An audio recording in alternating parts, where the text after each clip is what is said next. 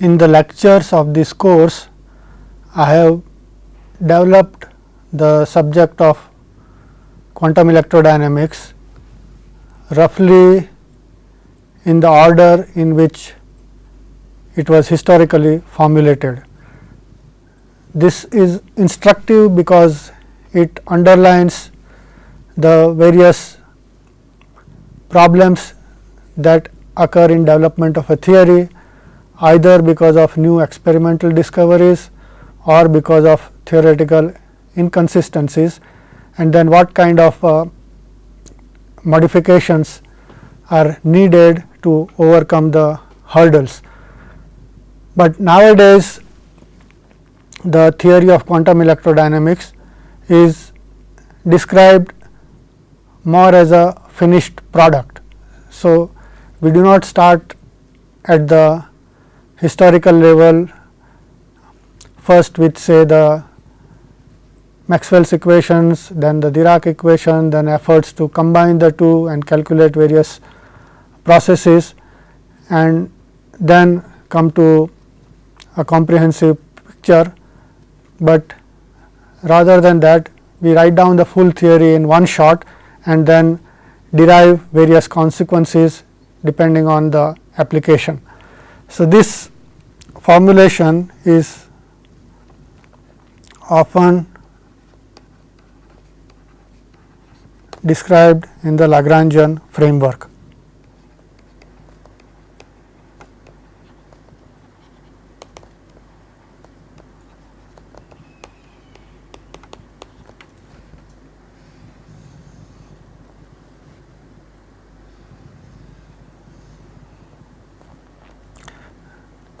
And here we start down with writing down a Lagrangian, derive the equations of motion from that Lagrangian, and then investigate the consequences. This is the way it is now given in most textbooks, but as I said, historically this was not the sequence of development of QED. In fact, many of the processes were calculated and matched with experiment even before the full formulation was completed. So, in this more conventional framework, the theory now starts by defining the action which is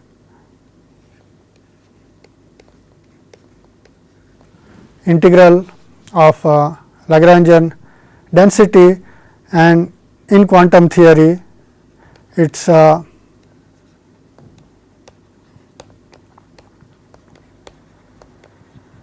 useful to know that S has units of angular momentum which is the same as units of the Planck's constant, and that plays an important role in trying to do calculations with S, because we are trying to investigate the quantum effects which are characterized by appearance of Planck's constant in all the observed phenomena. So, the Lagrangian density for QED is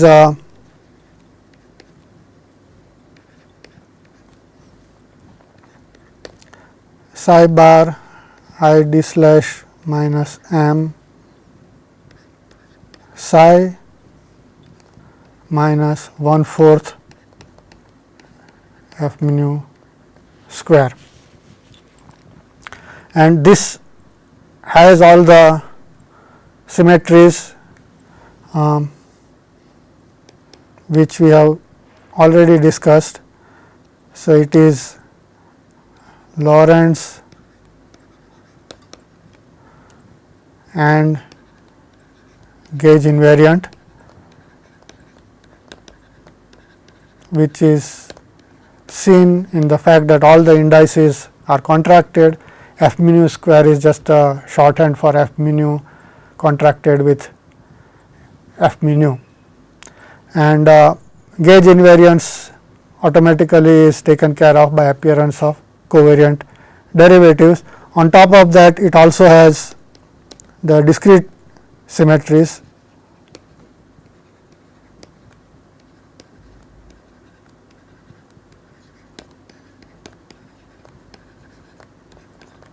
which we discussed, parity, charge conjugation and time reversal.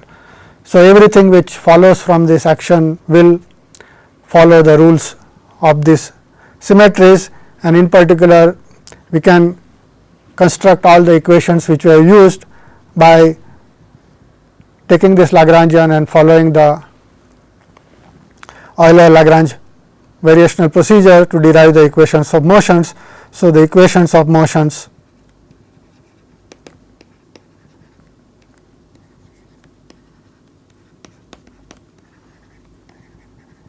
are obtained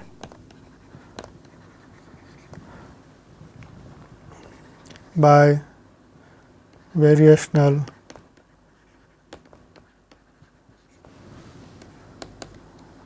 Euler-Lagrange procedure, and to apply that procedure we have to define which variables are the independent variables and which are the dependent variables, and in this particular language taking the variables psi, psi bar and a mu as independent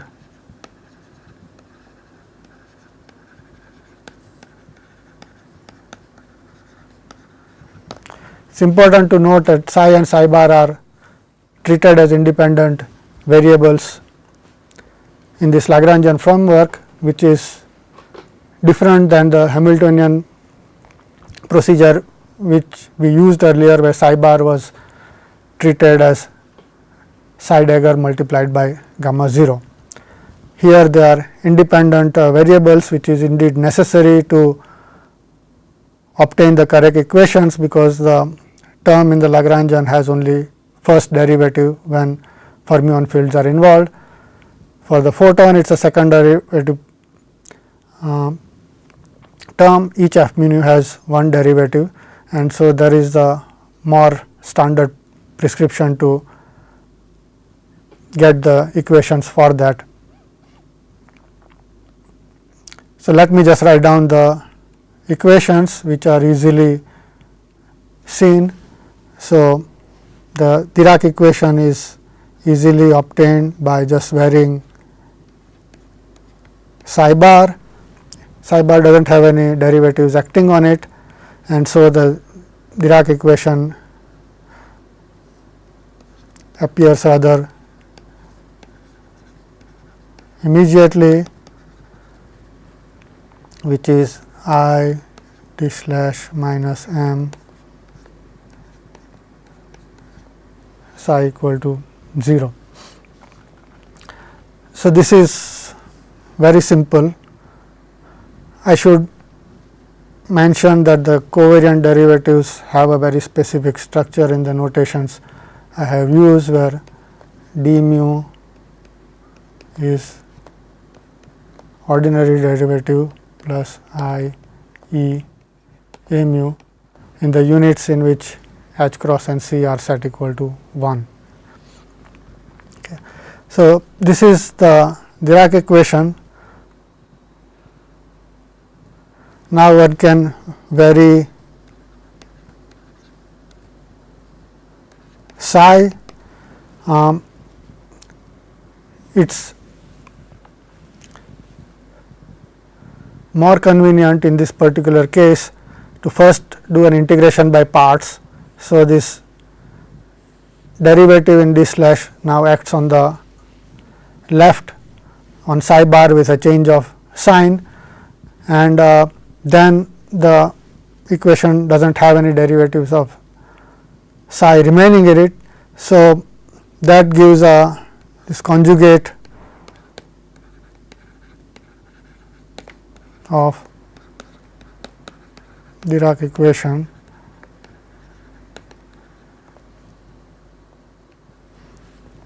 which can be written as psi bar minus I del slash with the derivative acting on the opposite side minus a slash minus m equal to 0.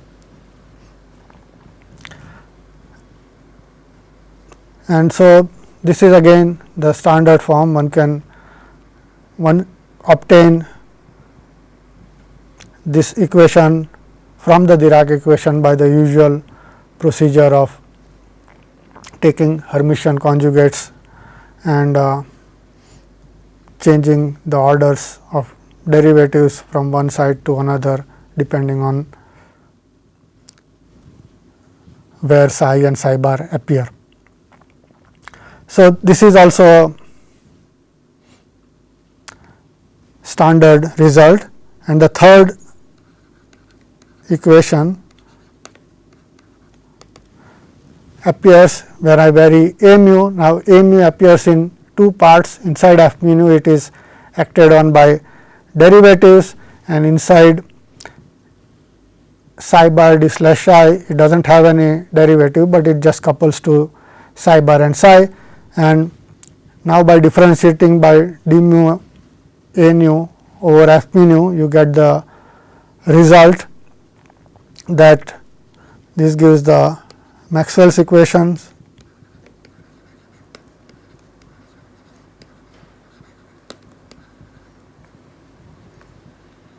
or rather only the inhomogeneous parts of Maxwell's equation. The homogeneous part is already solved exactly by the definition of f mu nu, and this equation is then d mu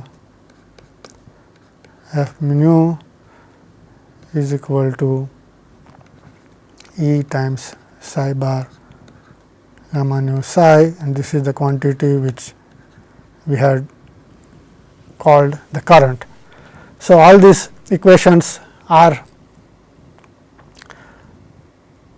implicit in this total Lagrangian, and the normalizations have been chosen. So, that we get the same normalization which we had used earlier in the Hamiltonian description, where various things were put together. And so, this is a rather complete description. You can get all the ingredients from it. The classical equations or these Euler-Lagrange equations, if you solve, they give the classical behavior, and then the fluctuations around this classical solutions give the quantum effects. So,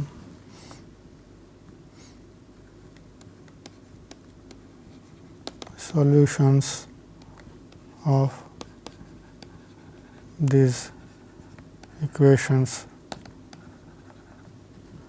give the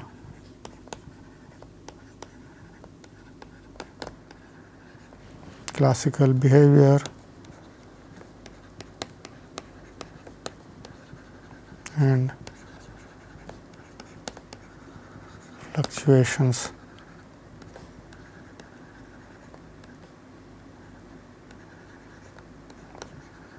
around them.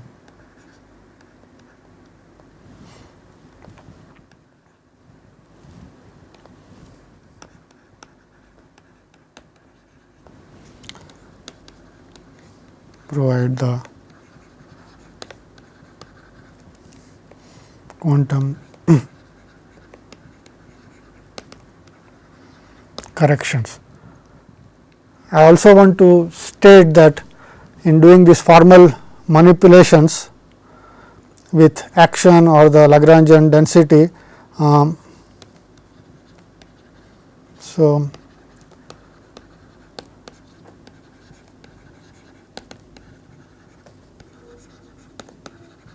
they often use integration by parts in dealing with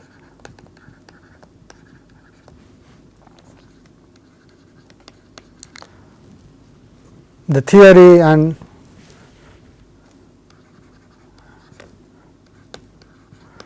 then they ignore the boundary terms arising from this integration by parts. Typically, they are sitting at infinity, and you assume that nothing peculiar is going on at infinity, but there are certain theories where there are so called topological effects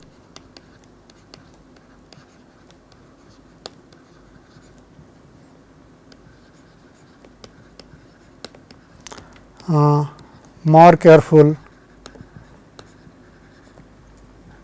treatment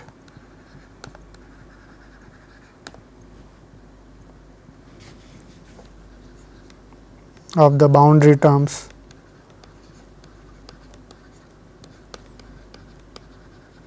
becomes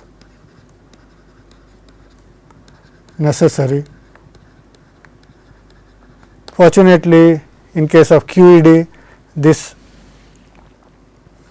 trouble is not present,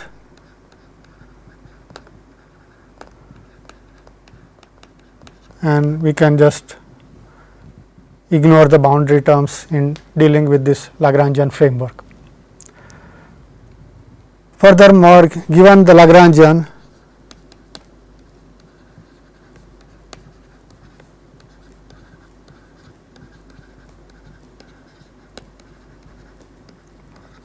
one can choose a perturbative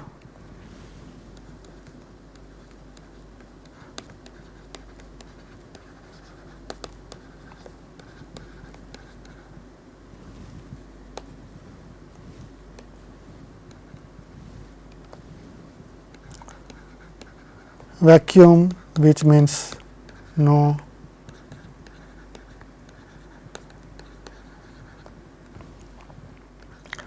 particles, and then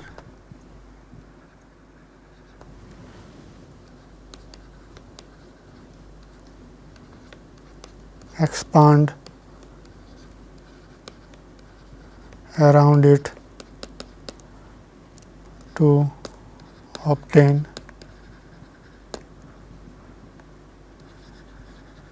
desired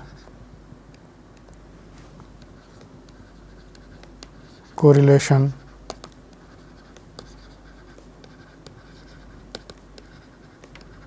Functions, what we also call the Green's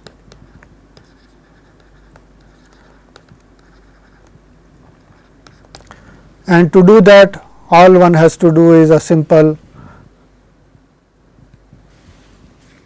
Taylor series expansion of various terms which appear as interactions in the Lagrangian, and then build on it given a certain number of external states which define the Green's function, and order by order one can proceed in this particular calculation.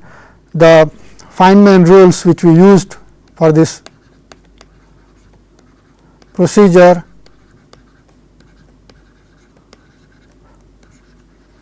they follow from the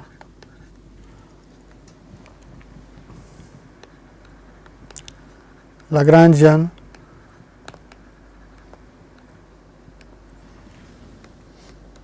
in a straightforward manner. That is because we constructed the Feynman rules by looking at the equations of various interactions, and the equations are already present in the Lagrangian. So, it is no surprise that the Feynman rules will automatically come from the Lagrangian. So, all this machinery now can be quickly summarized. Given the Lagrangian, we have the Feynman rules, and then we can calculate any particular correlation function in perturbation theory, which we have illustrated by working out several specific examples. Now, I would like to mention a new feature which is much more clearly apparent in this framework, and it is also dealt with much more easily in this particular framework, and that is this in calculation of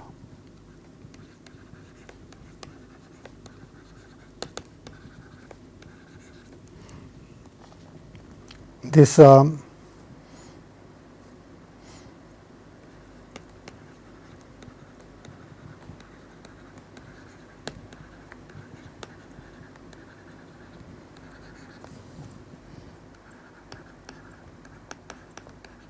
Feynman diagrams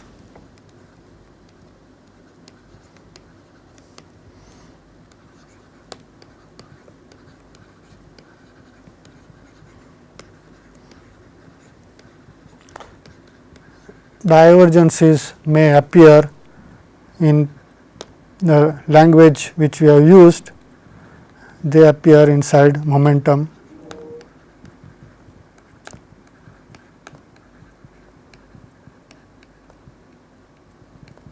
integrals, and we need to develop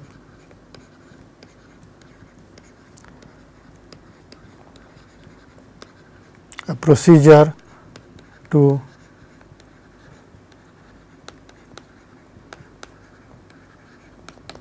deal with that. So, now let me digress onto a discussion of how these divergences appear in calculations of Feynman diagrams.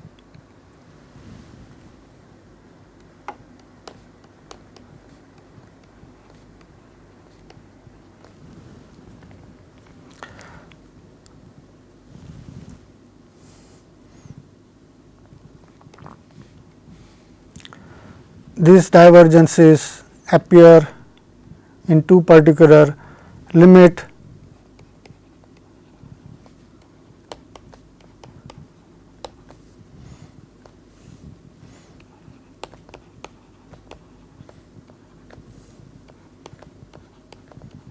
once when the momenta go to infinity, which is often denoted as ultraviolet divergences, or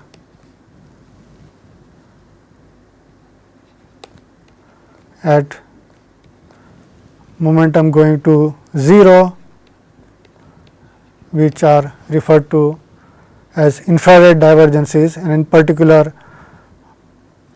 these infrared divergences appear only in theories with massless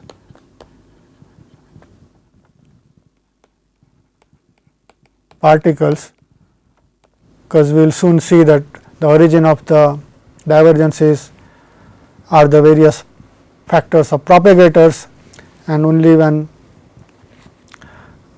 mass is 0, the k square plus m square which appearing in the denominator in all these propagator factors can become singular. QED, we do have to worry about these infrared divergences because the photon is a massless particle. But let me first deal with this ultraviolet part.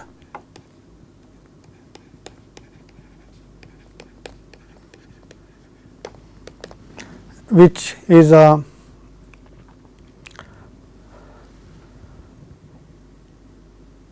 consequence of having momentum integrals going from minus infinity to infinity of some dimensionality divided by some power of dimensions.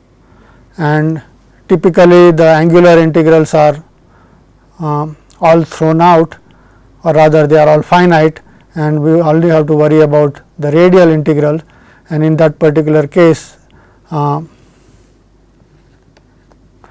I can drop this d from the exponent and leave only this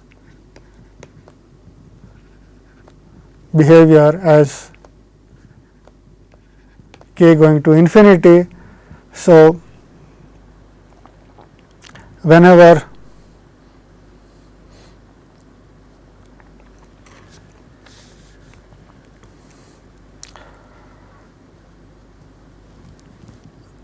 the value of d, so d is called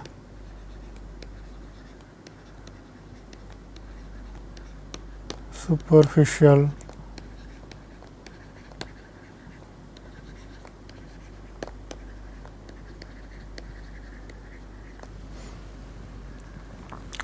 degree of divergence, and to be dimensionally correct I need to change this factors to k minus d plus 1,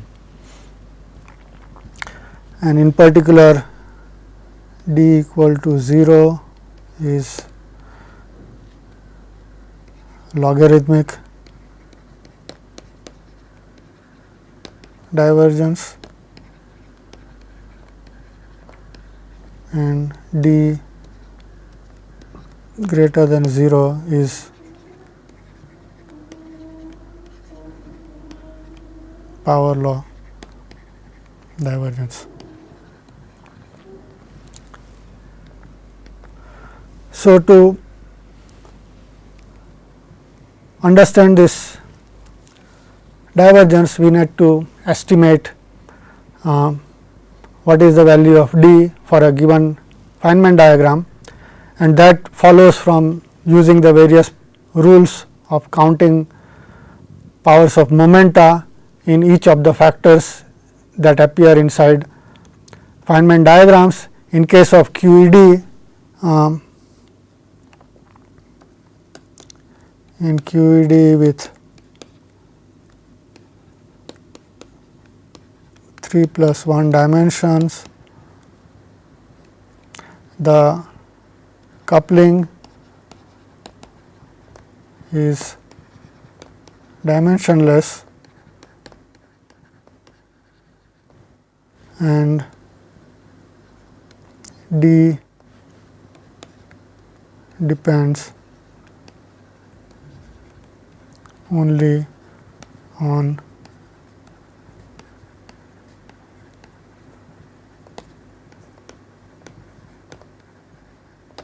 the propagator factors. So, we just have to now work out what those various propagator factors are in a particular diagrams.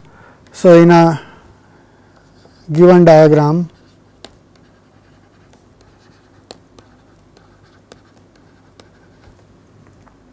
there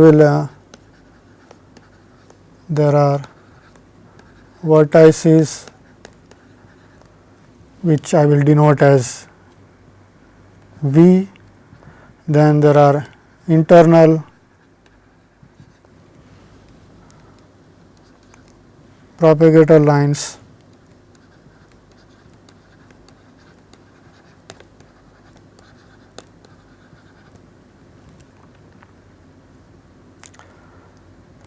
I, external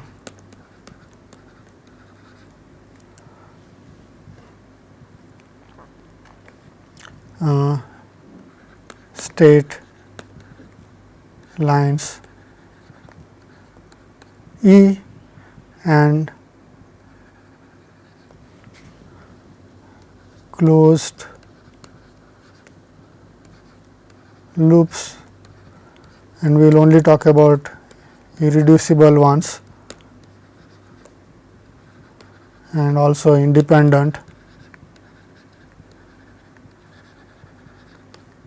of each other and denote them by L.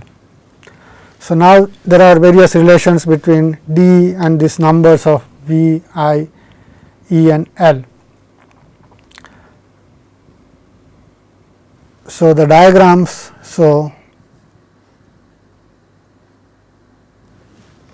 total diagram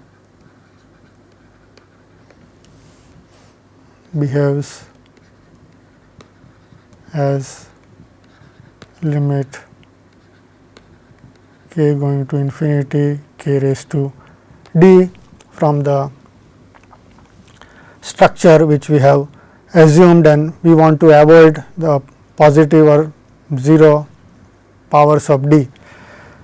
So, we just now have to count the overall powers. The masses are negligible in this particular limit, because the momentum is going to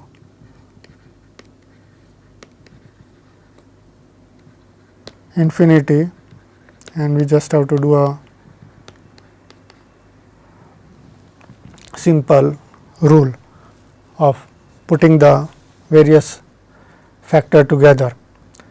So, now we can do this counting by looking at all the factors of propagators which involve momenta, and we will do it step by step.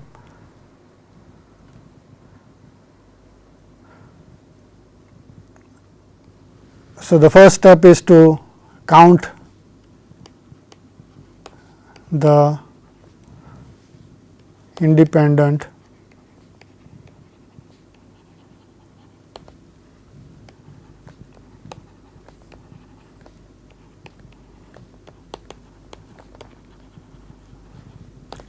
involved in the particular process, and these are constrained by momentum conservations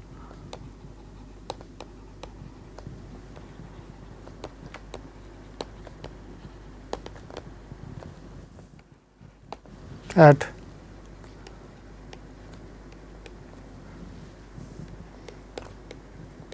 every vertex, and we know in particular that in case of tree level diagrams, there are no free momenta left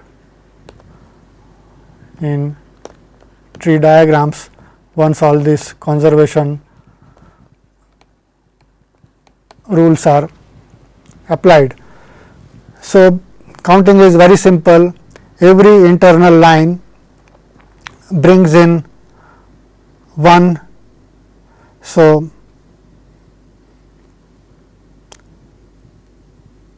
independent momentum. So, undetermined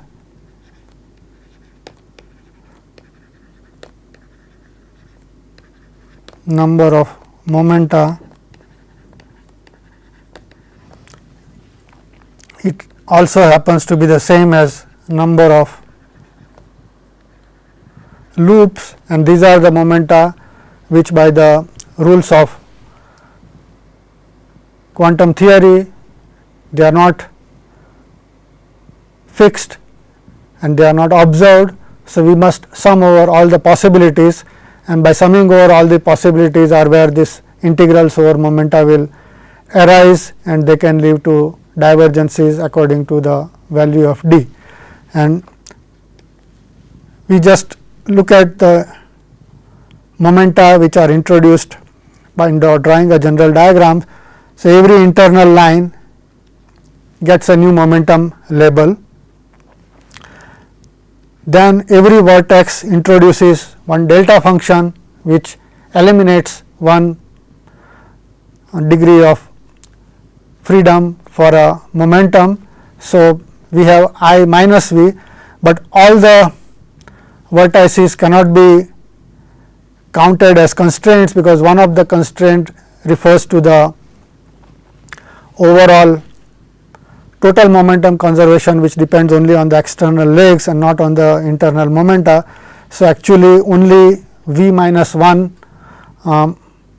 delta functions can be eliminated in a diagram, and so the net number of undetermined momenta is I minus v plus 1, and sometimes it is useful to separate the contributions of electrons and photons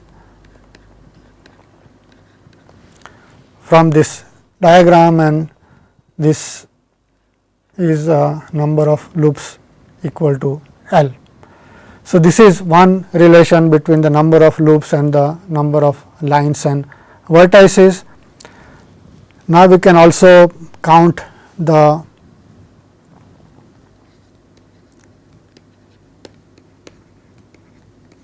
powers of momenta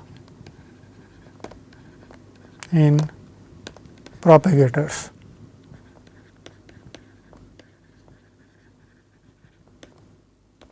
And that gives a degree of divergence d.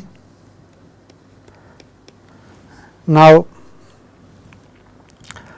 it has various sources. One of the sources is this momentum integrations, which are left over and which must be summed up, and so the first term is just 4 times the number of loops. Every loop is in 4 dimensional momentum integral, and one has to take care of the numbers, but then there are negative powers in the denominator coming from the propagator, and those are 2 powers for every photon. The propagator is 1 over k square, and 1 power for the electron, because the propagator is 1 over k slash, neglecting the mass. So, this is the expression for the degree of divergence, but clearly there are too many unknowns here.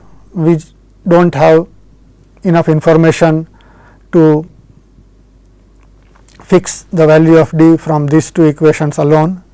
So, we need more equations, and to do that we look at the structure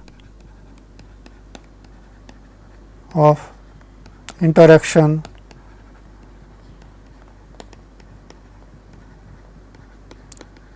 vertex, and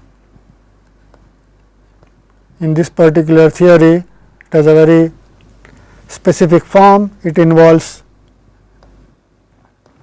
2 fermion lines and a photon line, and so there is a relation following from this between the number of vertices and the number of propagator lines. So, first let us look at the number of photon lines. So, each vertex will have 1 photon line, but this photon line could come either from an internal line or from the external line. Every internal line gets counted twice, because a photon goes from one vertex to another. So, we have V is equal to 2 I gamma, but if it is an external lines, it gets counted only once, and so there is a relation between the number of vertices and the number of internal photon lines and external photon lines. So, that is for the photons. We can do the same job for the electrons, but now at every vertex there are 2 electron lines. So, if you count the number of electron lines, there will be 2V from counting the vertices, but on the other hand they can be counted also in terms of internal propagators. The internal line will counted twice and the external one will again get counted once. So, we have these 2 relations, and I want to stress that many of these relations are just topological, and it is only in the last two equations we are using the property of the particular interaction vertex. The other ones can be used in a more general theory also. So, now we have enough unknowns and enough equations, so that we can eliminate whatever we want, and so we will now look at what is the value of d, then eliminating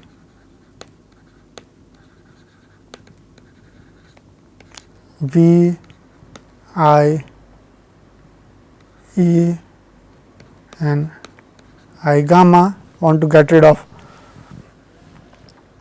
all these objects. So, then we get d is equal to 4 times the number of loops, and well, we just have to do a little bit of algebra. So, it is 4, which I will kill explicitly outside, and from this 1 which is there in the diagrams, and then there is minus 4v, and that has to be rewritten in terms of internal and external lines. So, let me just 4 minus 4v, and then there is a little bit of cancellations between the values of this photon and electron internal lines. So, it is 2 times I gamma plus 3 times I e.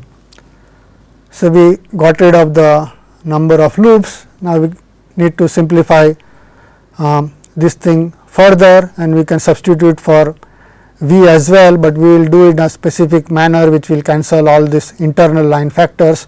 So, this 4v will be written as v plus 3v. The first v will be substituted from the photon equation, and that will cancel this 2 I gamma exactly, and the 3v will be substituted by 3/2 times the electron equations, which cancels this 3 I e exactly as well, and the result then looks much simple. So, it is 4 minus E gamma minus 3/2 E of the electron.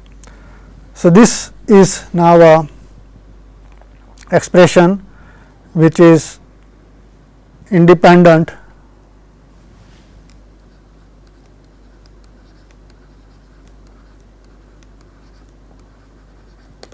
of internal lines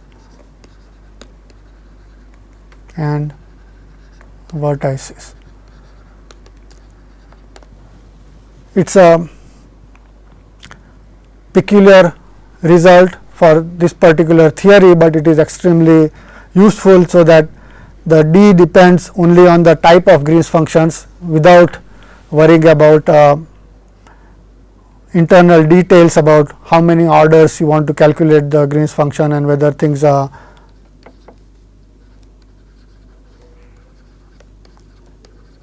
when you are calculating to higher order, when new things will go wrong or not.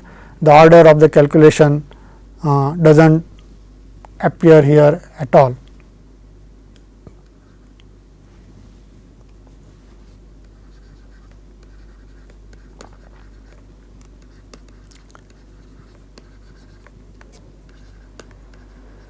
Depends on the Green's function has how many external line, and that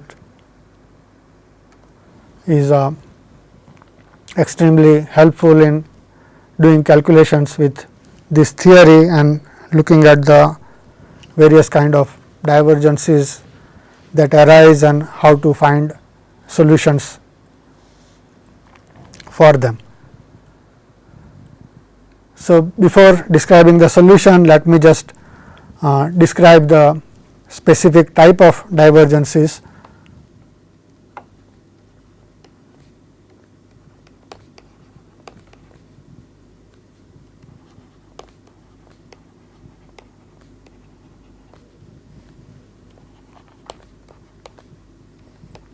Which follow this particular rule, and we will only look at diagrams involving only one loop where these things appear. In tree level diagrams there are no such divergences, and this can be quickly listed. If there is one external photon and no electron, there is a diagram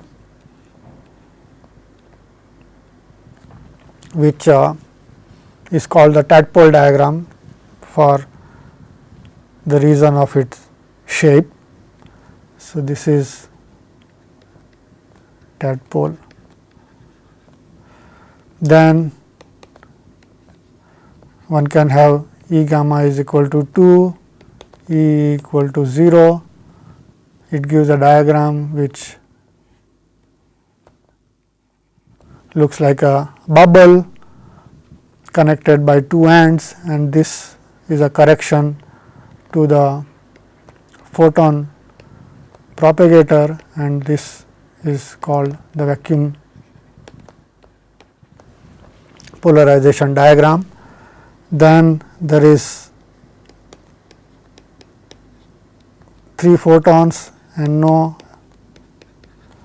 electron legs, and this is a diagram which is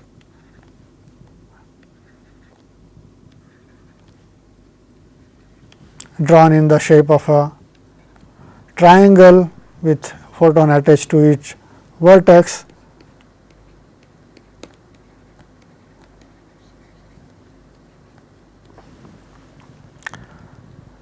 Then there is the 4 photon lines with no electron line, and so that will be a diagram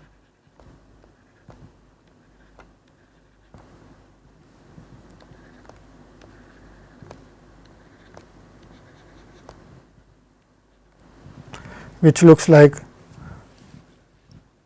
this, and for obvious reason this corresponds to a process which is called light by light scattering. 2 incoming photons and 2 outgoing photons. So, these are all the diagrams where there are a number of photon lines, but no external electron lines. And then now one can write down the diagrams which have external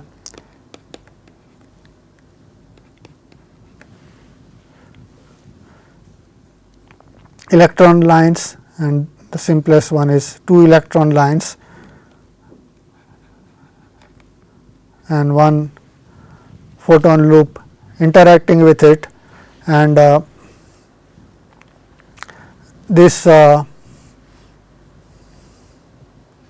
diagram corrects the fermion propagator, and so it corresponds to corrections of either the wave function or the mass, which are the 2 terms involved in the fermion propagator, and the diagram with 4 fermion external lines has d less than 0. So, we do not have to worry about it. There is just one more possibility left with a 1 photon and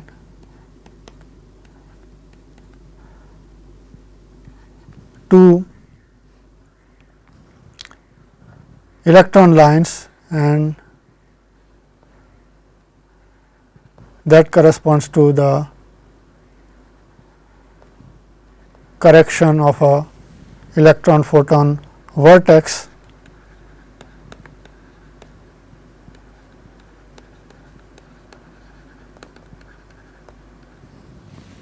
and this essentially exhausts all the list of diagrams at one loop which have d greater than or equal to 0. Everything else will be convergent, and it turns out that once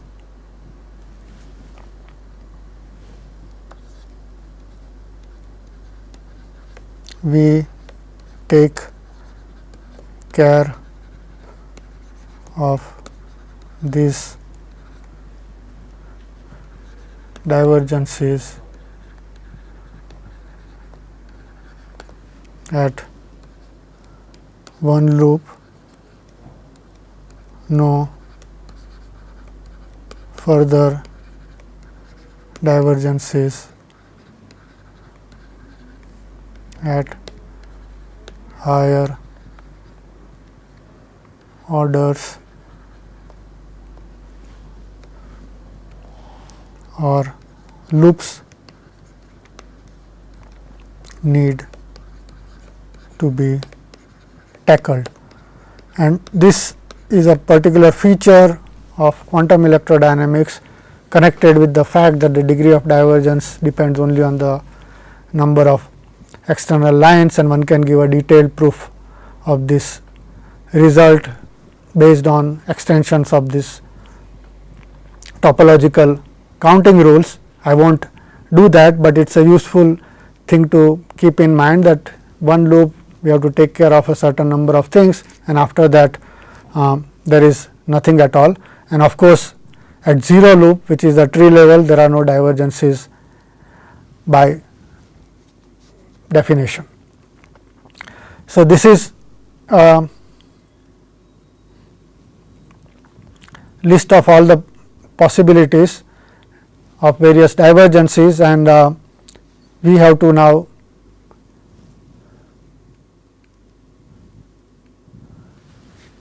deal with how to control this particular divergences. And one thing I should add that symmetries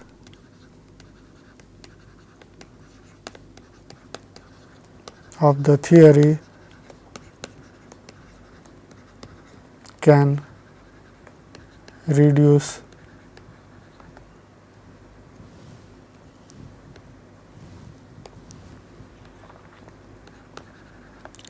the value of d from the superficial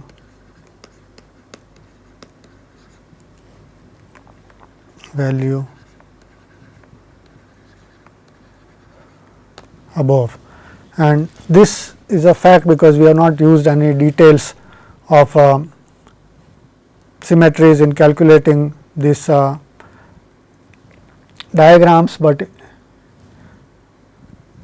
they are the properties which involve the specific structures of the vertices and propagators, and they can follow the rules so that certain contributions vanish, and then we do not need to calculate those corrections at all.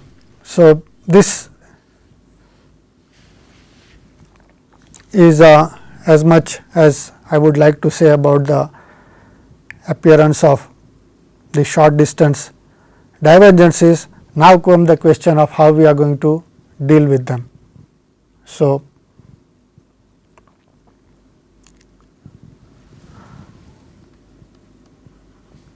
the procedure to deal with these divergences require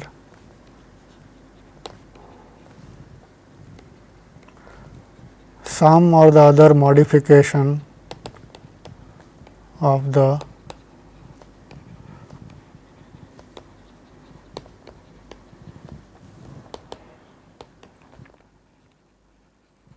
momentum integrals, and this is where various algebraic techniques of how you change these integrals do enter this particular picture, and this modification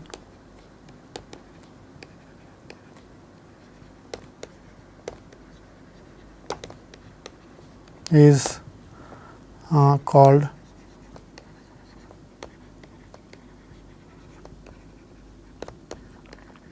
regularization. Okay. The easiest among this list to understand is just something which is called momentum space cutoff, which means that change the upper limit of integrals from infinity to lambda. Lambda is some number large enough so that it does not affect the calculations which we are doing with a certain value of external momentum on the legs, but otherwise it is not infinity, because if it is really going to infinity, things will diverge. And the common way to understand this thing is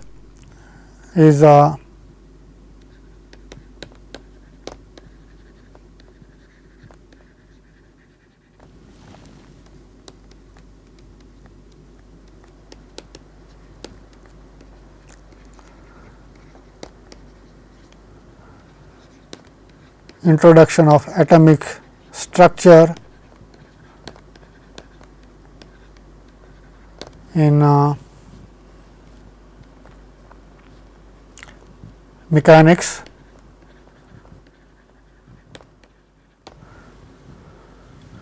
where momenta gets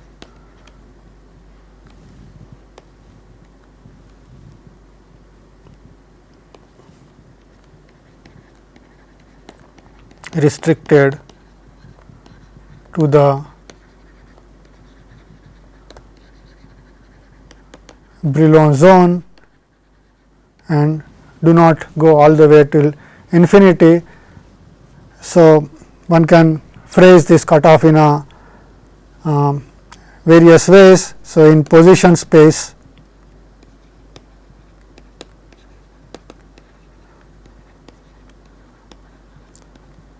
a spacing which is of some size a gives the momentum space lambda, which is of the order of 1 over a.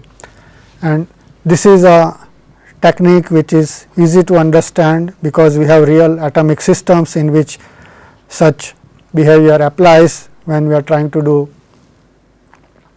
useful mechanics calculations. We have to cut off the momentum integrals, and it works, and we have quantitatively correct descriptions of how the atomic structure plays a role in cutting off these integrals.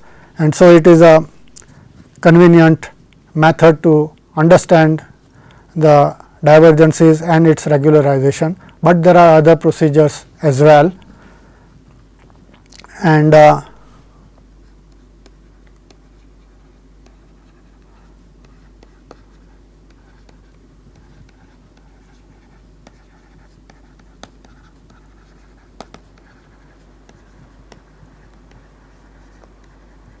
they go by various names.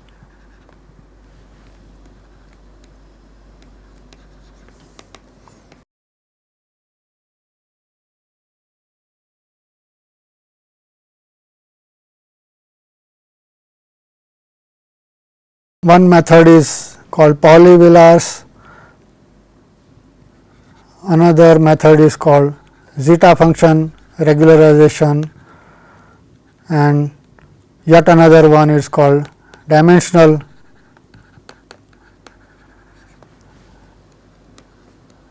regularization, and one can probably think of some other possibilities as well,